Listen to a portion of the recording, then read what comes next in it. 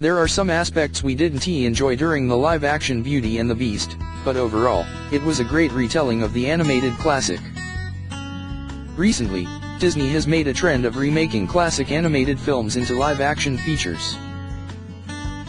For the most part, they've turned out pretty well. Some great examples include Cinderella and The Jungle Book. What makes these films so great is how they live up to the original classics. Thankfully, Beauty and the Beast does the same. This could have gone wrong in a number of ways. We've seen films like Alice in Wonderland and Maleficent prove that.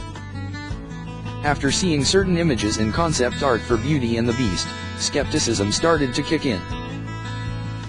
On the bright side, it's good to know that everything in the film turned out better than we thought. If you've seen the original animated version, then this film will seem extremely familiar. Other films, like The Jungle Book, took inspiration from the originals but added their own little twists and uniqueness in storytelling. At the end of the day, there isn't anything wrong with that. It is a remake after all. Beauty and the Beast is different, though, in that it's almost identical in format to the animated version. Despite some added story elements, such as digging into Belle's past with her family, some additional songs and new characters, everything is ripped straight from the original. The good thing is that the animated version is widely considered one of the best animated films of all time. Simply recreating that in live action only made us appreciate it that much more. The town Belle grew up in, the characters, the castle and the visuals all accurately represent that which is seen in the 1991 classic. We truly loved that about the film. By far, the best aspect about this film is its characters.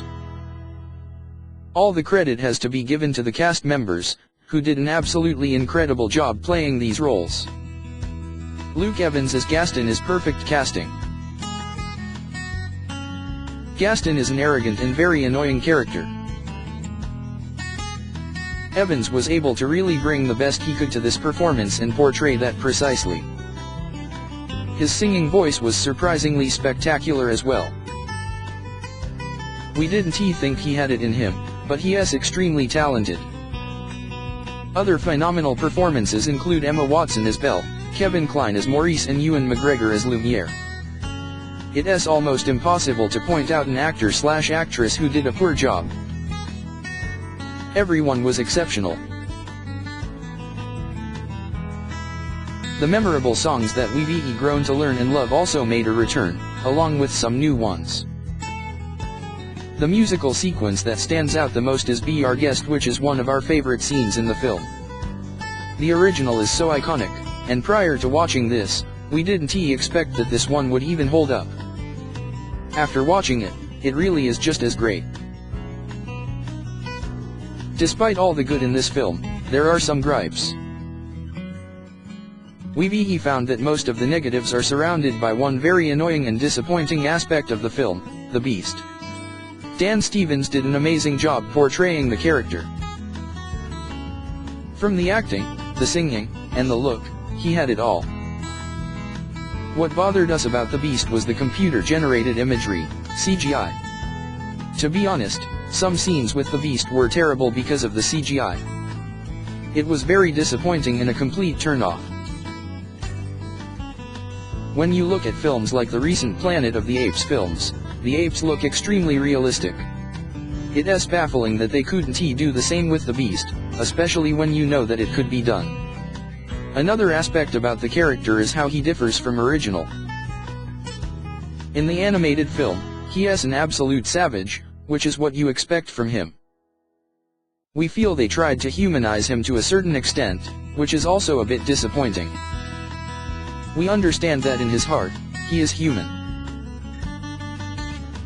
But we feel the animated film did a better job portraying who the Beast truly is.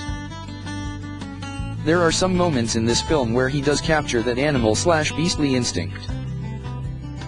Overall, it is a step down from the original when it comes to that character, though. For the most part, this film captures the magic from the original. There are some scenes that are unnecessary, and the Beast was somewhat disappointing when it comes to his appearance and portrayal. At the end of the day, the good outweighs the bad. Somehow, with all the details we disliked with the Beast, Steven's performance added a lot to the character. Plus, the performances, the visuals, and the overall tone of the film made for an incredible watch. Nothing will ever top the 1991 classic animated film. We would be lying if we said we didn't enjoy this adaptation, though. It's worth viewing if you're a fan and you'll see some new additions which add to the film as a whole.